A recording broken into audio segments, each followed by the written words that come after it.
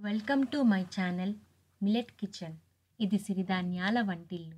ఇవాళ మనం సామెలతో మజ్జిగ జావ ఎలా తయారు చేసుకోవాలో నేర్చుకుందాం. సామెల మజ్జిగ జావ తయారు చేసుకోవడానికి కావలసిన పదార్థాలు: 1 కప్పు సామెలు. సామెల్ని లిటిల్ మిల్లెట్స్ అని కూడా అంటారు. 1/2 టీ స్పూన్ జీలకర్ర, సాల్ట్ మీ టేస్ట్‌కి తగినంత. మనము మిల్లెట్స్‌ని ఎప్పుడు 8 గంటలు నానపెట్టుకోవాలి. నానపెట్టుకున్న దాన్ని ఇప్పుడు మనము ఒక కుక్కర్‌లోకి తీసుకొని ఒక 6 కప్స్ వాటర్ పోసుకుంటామండి. ఆల్రెడీ నేను నానపెట్టిన వాటర్ కూడా పోసేసాను. జీలకర్ర వేసుకొని సాల్ట్ మీ రుచికి తగ్గట్లు వేసుకోవాలి. కొంచెం తక్కువ వేసుకున్నా పర్వాలేదు. ఎందుకంటే మనం మజ్జిగ జావ చేసుకున్నప్పుడు మళ్ళీ యాడ్ చేసుకోవచ్చు. ఇప్పుడు దీన్ని స్టవ్ మీద పెట్టుకొని ఒక 6 విజిల్స్ రానివ్వాలి.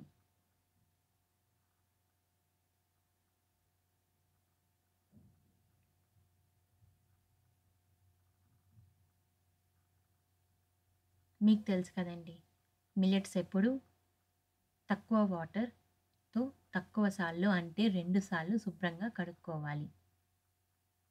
స్టీమ్ వచ్చేసింది. ఇప్పుడు మనము దీన్ని ఓపెన్ చేసి చూసుకుంటాము.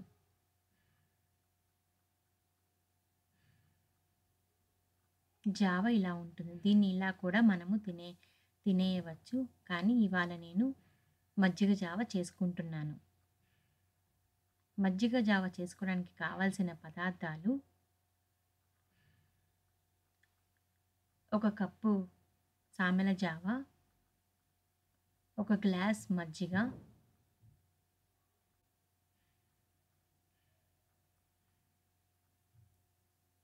ఎర్రగడ్డలు,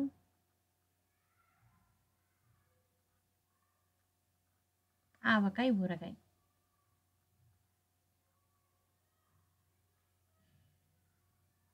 ఉప్పు మీ టేస్ట్‌కి తగినట్లు.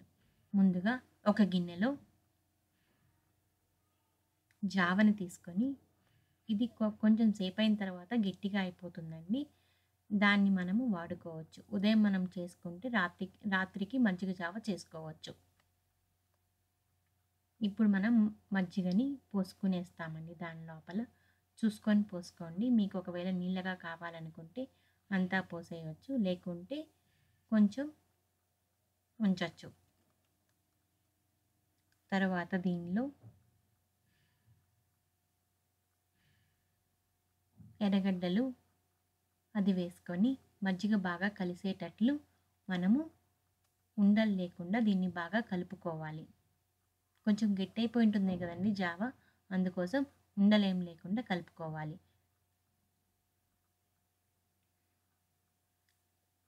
నేను కొంచెం నీళ్ళగా కావాలనుకుంటున్నానండి.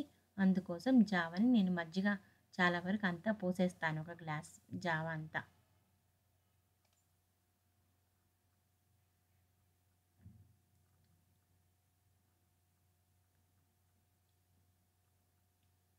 తర్వాత ఉండలు లేకుండా కలుపుకున్నాము. ఇప్పుడు దీనిలో మిగిలిన మజ్జిగ కూడా పోసుకుంటున్నాను.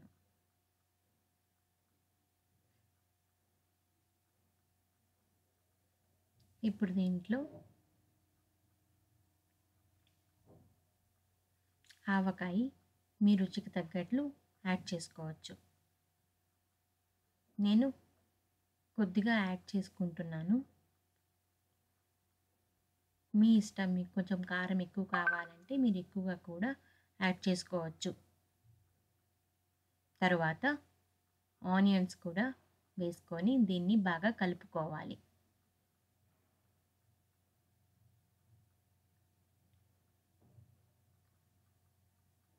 కట్ చేసుకున్న ఆనియన్స్ వేసుకుంటే మధ్యలో మనం తాగేటప్పుడు క్రంచీగా బాగా ఉంటాయి. మీరు సాల్ట్ చూసుకొని వేసుకోండి. ఎందుకంటే మనం జావలో కూడా ఆల్రెడీ సాల్ట్ ఉన్నాం కాబట్టి దీంట్లో సాల్ట్ చూసుకొని వేసుకోవాలి. నేను ఇంకొంచెం ఆవకాయ కూడా కలుపుకుంటున్నాను.